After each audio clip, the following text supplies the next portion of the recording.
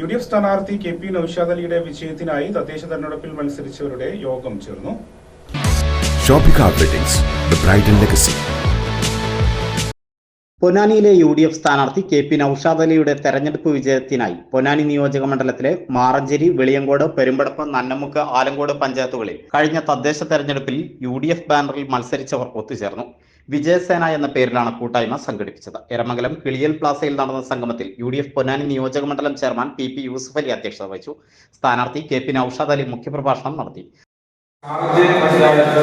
ഏറ്റവും പ്രധാനപ്പെട്ട ഈ വർഷത്തെ വികസന ആവശ്യങ്ങൾ അത് 10-15 ആക്കി നമ്മൾ ക്രോഡീകരിച്ചാൽ അത് നീതിപൂർവകമായിട്ട് ചെയ്താൽ ആർക്കും പരാതി ഉണ്ടാവുകയില്ല. അങ്ങനെ ക്രോഡീകരിച്ചാൽ ആ പദ്ധതികൾക്ക് വേണ്ടി നമുക്ക് പഞ്ചായത്തിന്റെ ഫണ്ട് നീക്കിവെക്കാം, MLA ഫണ്ട് ആ പദ്ധതികൾക്ക് നീക്കിവെക്കാം, MP ഫണ്ട് ആ പദ്ധതികൾക്ക് വേണ്ടി നീക്കിവെക്കാം.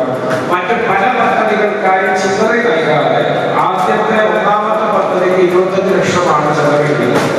പഞ്ചായത്തിന്റെ വിഹിതവും MLA വിഹിതവും MP-യുടെ വിഹിതവും മറ്റു സാധ്യമാകുന്ന ഷമീർ ഇടയാട്ടേൽ കർമ്മ പരിപാടികളെക്കുറിച്ച് വിശദീകരിച്ചു. Ashraf Kokkur, Shamsu Kalattel, MV Sreedharan master, Siddique Panthavoor, CM Yusuf, Musthafa Vadamukku, PT Khader, Ananthakrishnan master, Shanavas Vattathur, Adatt Vasudevan, Sulaikha Razak, Ramina Ismail, Khadeeja Moothedath എന്നിവർ സംസാരിച്ചു.